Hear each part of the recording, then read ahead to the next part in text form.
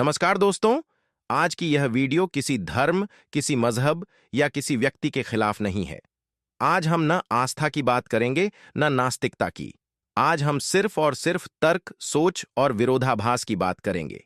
एक हालिया बहस में मुफ्ती साहब ने ईश्वर के पक्ष में कई दावे किए। हम आज यह देखेंगे कि उन दावों में से कुछ बातें एक दूसरे से टकराती क्यों हैं, और यह सब हम बिल्कुल आम आदमी की भाषा में समझेंगे। पहला मुख्य दावा, हर चीज का कारण होता है। मुफ्ती साहब का पहला और सबसे बड़ा तर्क यह था, इस दुनिया की हर चीज का कोई न कोई कारण होता है। ब्रह्मांड अपने आप नहीं बन सकता, इसलिए एक पहला कारण होना चाहिए, और वही ईश्वर है। अब यह बात सुनने में काफी तार्किक लगती है, लेकिन चलिए इसे थोड़ा धीरे धीरे खोलते हैं। आम उदाहरण मान लीजिए, आप जंगल में चल रहे हैं और आपको जमीन पर एक घड़ी पड़ी मिलती है। आप क्या कहेंगे? आप यह नहीं कहेंगे यह अपने आप बन गई। आप कहेंगे इसे किसी ने बनाया होगा। यहां तक सब ठीक है। विरोधाभास नंबर एक, नियम सबके लिए या किसी के लिए नहीं। अब मुफ्ती साहब कहते हैं हर चीज का कारण होता है, लेकिन ईश्वर बिना कारण के है। यहीं से समस्या शुरू होती है। सीधा सवाल, अगर नियम यह है कि हर चीज का कारण होता है, तो ईश्वर बिना कारण के कैसे हो सकता है? कारण होता है, तो फिर ईश्वर इस नियम से बाहर क्यों? अगर जवाब है ईश्वर को कारण की जरूरत नहीं, तो कोई यह भी कह सकता है ब्रह्मांड को भी कारण की जरूरत नहीं। यहां नियम बीच में बदल दिया गया। यह ऐसा है जैसे आम लोगों के लिए कानून, लेकिन राजा के लिए नहीं। तर्क में इसे कहते हैं स्पेशल प्लीडिंग फॉल्सी। दूसरा दावा, पहला कारण न मानो तो अनंत श्रृंखला बन जाएगी। मुफ्ती साहब का अगला तर्क, अगर हम पहला कारण न माने तो कारणों की एक अनंत श्रृंखला बन जाएगी, और अनंत श्रृंखला असंभव है। अब इसे बिल्कुल आम भाषा में समझते हैं। सरल उदाहरण, आप पूछते हैं यह घर किसने बनाया?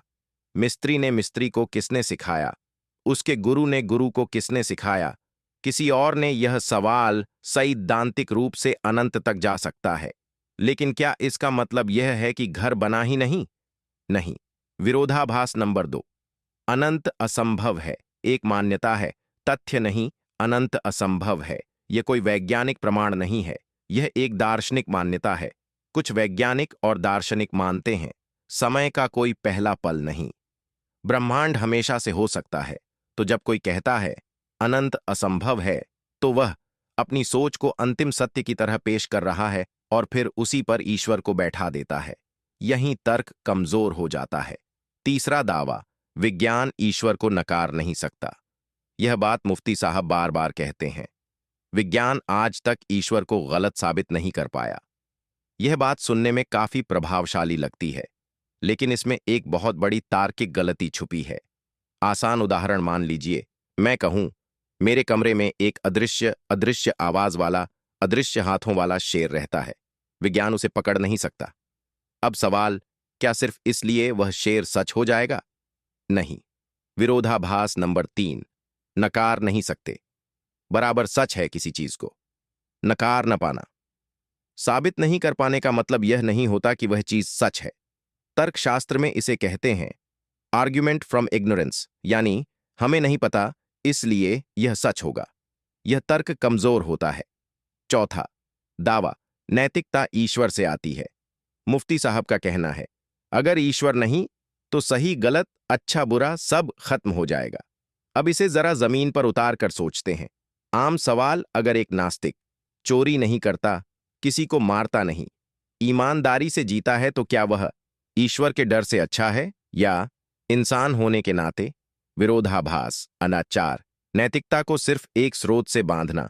अगर नैतिकता सिर्फ ईश्वर से आती है, तो सवाल उठता है क्या ईश्वर से पहले इंसान बिल्कुल नैतिक नहीं थे? इतिहास बताता है समाज, सहयोग, सहानुभूति, ये सब इंसानों ने अनुभव से सीखे। इसलिए यह कहना ईश्वर नहीं, इस नैतिकता नहीं, एक फॉल्स डायलेमा बन जाता है। पांचवां दावा, ईश्वर सबसे अच्छा स्पष्टीकरण है। मुफ्ती साहब कहते हैं ईश्वर ही इस दुनिया का सबसे अच्छा स्पष्टीकरण है। अब सवाल, अच्छा स्पष्टीकरण किसे कहते हैं? विज्ञान में स्पष्टीकरण एक अच्छा स्पष्टीकरण परखा जा सके, सवालों के सामने टिक सके, गलत साबित हो सके, लेकिन ईश्वर की परिभाषा न परखा जा सकता, न सवाल किया जा सकता, न गलत साबित किया जा सकता। विरोधाभास बटा 5, जांच से बाहर का स्पष्टीकरण। अगर कोई स्पष्टीकरण हर सवाल से ऊपर रख दिया जाए, विरोधाभास बटा 5, जांच से बाहर का स्पष्टीकरण। अगर कोई स्पष्टीकरण हर सवाल से ऊपर रख दिया जाए, यह पूछना गलत है कह दिया जाए, तो वह तर्क नहीं बल्कि आस्था बन जाता है, और आस्था बहस का अंतिम प्रमाण नहीं हो सकती। असली समस्या क्या है? यह वीडियो यह नहीं कहता कि ईश्वर नहीं है, यह वीडियो सिर्फ यह कहता है कि कुछ तर्क आपस में मेल नहीं खाते। समस्या तब होती है जब निष्कर्ष पहले तय हो, तर्क बाद में जोड़े जाएं, तब बहस सत्य की खोज नहीं बल्कि सत्य की रक्षा बन जाती है। निष्कर्ष, फाइनल मैसेज। दोस्तों, आस्था आपकी निजी चीज है, आप जिसे चाहें माने, लेकिन जब आस्था तर्क की भाषा बोलने लगे तो उसे सवालों से डरना नहीं चाहिए। सवाल दुश्मन नहीं होते, अपमान नहीं होते। सवाल सोच को तेज करते हैं, समाज को आगे बढ़ाते हैं। अगर यह वीडियो आपको सोचने पर मजबूर करे, तो यही इसका मकसद था। धन्यवाद।